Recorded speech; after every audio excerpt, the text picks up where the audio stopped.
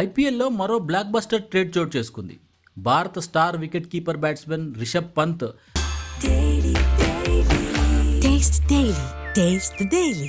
మళ్ళీ తన పాత జట్టు ఢిల్లీ క్యాపిటల్స్కి చేరాడు.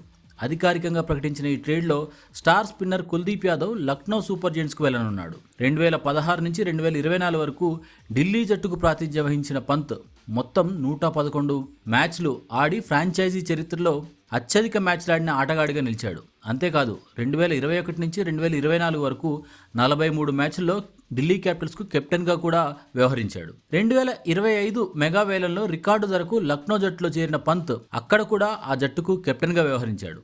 అయితే జట్టు పేలవ ప్రదర్శనతో ఐపీఎల్ 2026 సీజన్లో లక్నో పాయింట్ల పట్టికలో అట్టడుగున నిలిచింది. ఆ తర్వాత పంత్ కెప్టెన్సీకి రాజీనామా కూడా చేశాడు. ఇప్పుడు కుల్దీప్ యాదవ్తో జరిగిన ట్రేడ్ ద్వారా పంత్ మళ్ళీ ఢిల్లీ జట్టులోకి రావడం అభిమానులను ఉత్సాహపరుస్తుంది.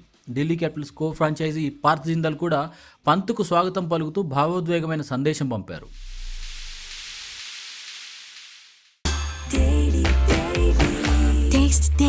Taste the Daily.